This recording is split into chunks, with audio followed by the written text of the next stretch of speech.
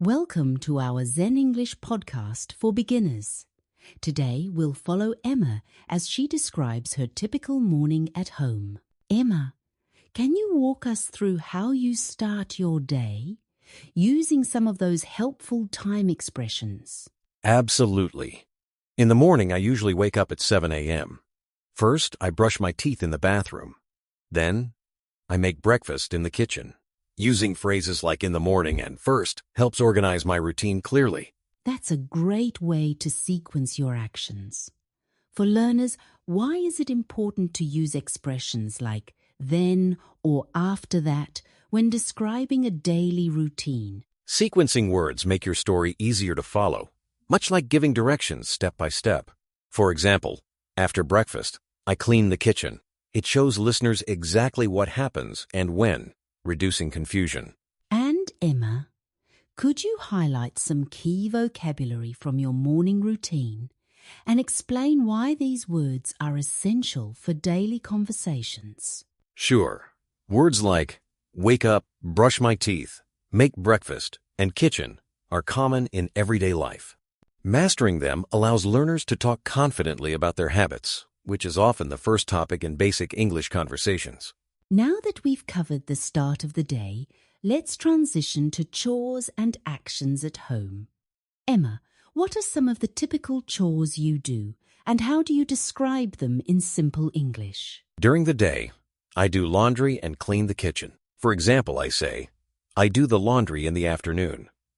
This uses the present simple tense and pairs an action verb with a home-related noun, making the sentence clear and direct. For beginner learners, how does using the present simple tense help when talking about daily routines? The present simple is perfect for habits and routines. Saying, I wash the dishes every day, tells someone what you do regularly. It's like drawing a simple map of your life, so listeners know what to expect. Could you give an example using another home-related noun? Maybe living room or sofa?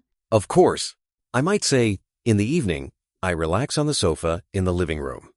This sentence combines time expressions, action verbs, and home nouns, ideal for painting a clear picture of your daily life. Let's shift gears and talk about pronunciation and fluency. Emma, what techniques can listeners use to practice their English while following your story? I recommend repeating short phrases after me, focusing on slow, clear speech. For example, after I say, I brush my teeth, listeners can pause and repeat. This builds muscle memory for word stress and natural rhythm. How does emphasizing rhythm and stress help with overall speaking confidence, especially for beginners? Great question. English has a natural beat. Some words are stressed more than others. By mimicking this, learners sound more fluent and are easier to understand. It's similar to learning a dance. You follow the steps and the rhythm together. Is there a benefit to practicing with a friend or recording yourself during these exercises? Definitely. Practicing with a friend adds real conversation experience, while recording yourself lets you hear your progress. Both methods help you notice areas to improve, making learning more interactive and enjoyable. To wrap up, let's move to a practical challenge.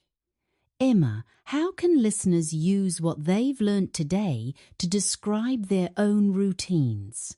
After listening, I encourage everyone to try saying, I wake up at, or, in the evening, I like to.